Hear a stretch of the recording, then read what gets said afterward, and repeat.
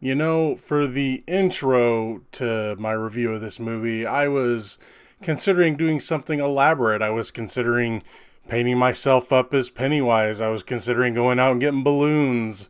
There was so many ideas that I thought about, but after sitting through this movie, I was too dang tired to do that.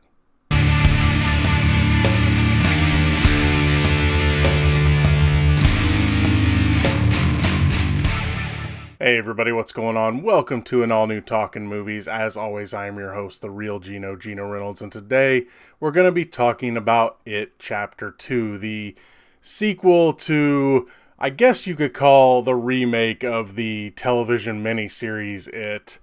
I'll do my best to dance around spoilers.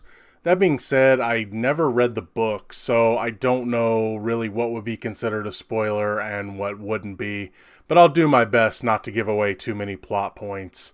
What this story is about is it continues 27 years later after the first movie, and the members of the Losers Club, all but one of them who stayed in Derry, remembers what happened. They have maybe bits and pieces here and there, but they don't remember their battles and things with Pennywise and a lot of the other stuff that happened to them as children. But when something starts to happen after 27 years, we all kind of know what it is. The one member that stayed in Derry who remembers everything calls everybody back to come fight Pennywise once again. I was really excited for this movie. I really was, because the first movie, though I'd seen the miniseries years ago, I don't love it. I don't think it's bad or anything, and I think Tim Curry is amazing and just silly and fun in it. But I remember my mom really liked it a lot. She's a big horror movie fan, and she loves Stephen King especially. But I thought it was fine. It was better than some of the other miniseries.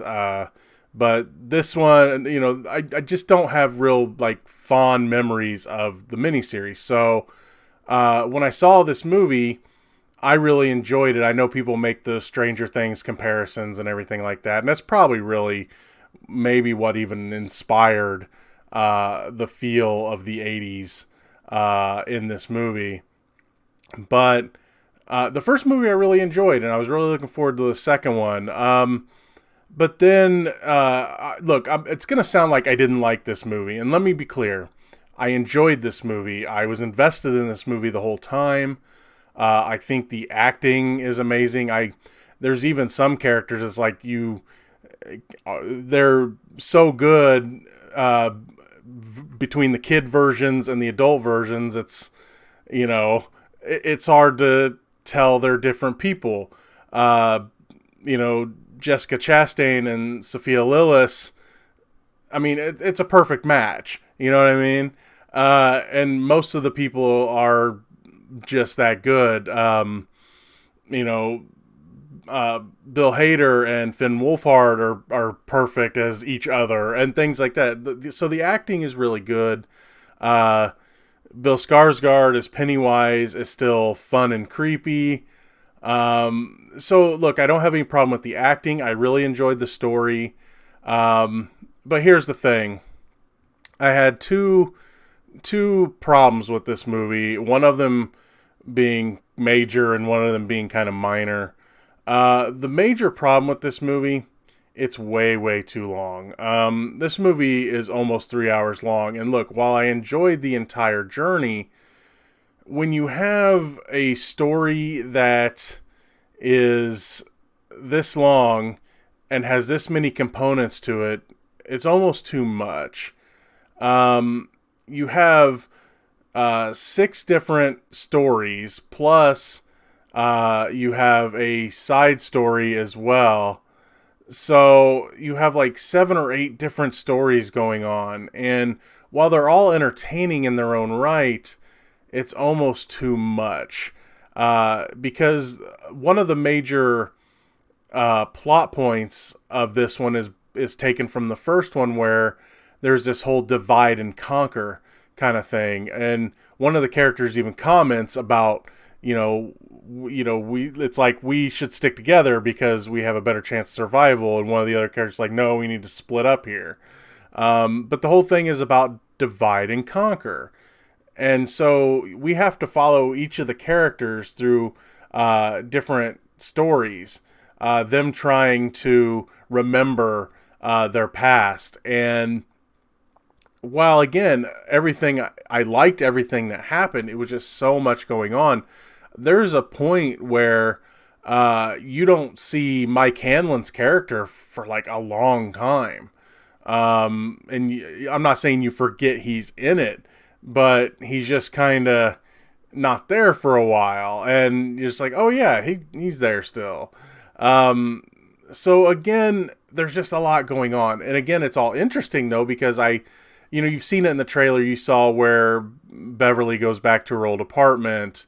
And I'm not going to explain, cause it'd be a big spoiler. I'm not going to explain why she was going back there, but it makes a lot of sense. And let's just say that all the characters have to kind of take similar journeys, to figure out their past and try to remember their past. So while I enjoyed the story, it takes forever. I got about halfway through this movie and I started checking my clock. And again, it wasn't that I wasn't enjoying the movie, but it's just like, man, this is taking a long time. And I started getting a headache. I've still got the headache that I got during this movie. And again, I was invested the entire time, so it's not a bad movie. It's just that it's way, way too long. I don't know if they could have split this into 2 movies, have a chapter 3. I don't know if there's enough material there. Again, I'd never read the book, and honestly, I can't decide where I would cut it after seeing the movie, because it does run together pretty seamlessly. It's too long. So I don't know if they could have split it, but if you could have made a 3rd movie out of this, I think it might have been a smarter decision. The other problem I had, it's minor, but it affects the scariness of the movie. Look, the first movie, I didn't find it scary, but it was fun, creepy. You know what I mean? It's one of those movies where it's not scaring the crap out of you, but the creepiness of it is entertaining. And this movie was doing the same thing. That being said, some of the dialogue is a little too funny at times, and funny at the wrong times. There's a few times, even during the climax, and I know the first movie did this too, where it's like, we gotta, you're gonna make me kill this effing clown.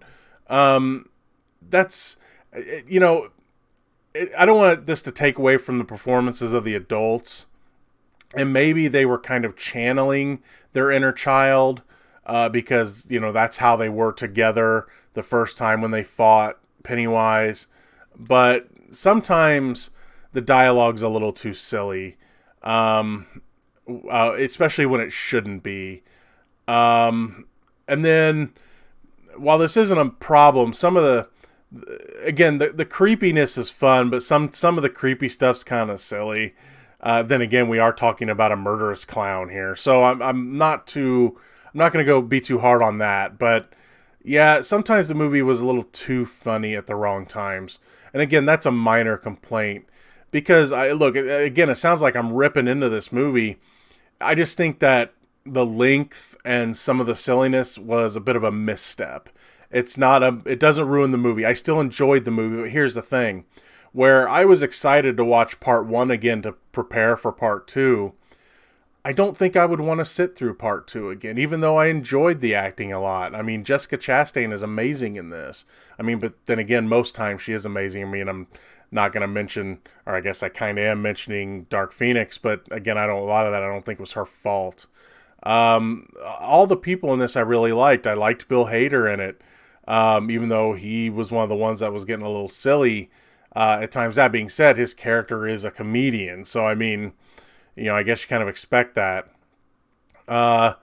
So I liked a lot about this movie, but I think the movie's length, especially, will really affect the rewatchability of this one. That being said, I think the best way to watch this, and I know this is crazy, the best way to watch this is to watch them back to back, because a lot of the stories they tell in this sequel is stuff that they didn't show in the first one. They had things as them as kids that happened before they were even all friends, and they had things that happened right after they took out Pennywise the first time. So there's a lot of the story there that we haven't seen yet, and it's nice to see. And again, the length though is a problem, because you have 6 different characters to follow, and sometimes it's like, well, we're following them as adults, and then we're following them as children, and then sometimes both, and it's just a lot to process. And I wish I could think of a place in the movie where they could have split it and said, that's the end of chapter 2, here's a tease for chapter 3, and then we would have had another movie a couple years later. That being said, it's still a really good movie. If you enjoyed the first one, you're really going to like this one too. But again, I think the length is a problem. And some people may not find the humor a problem like I did. It was just they had some humor in some weird spots.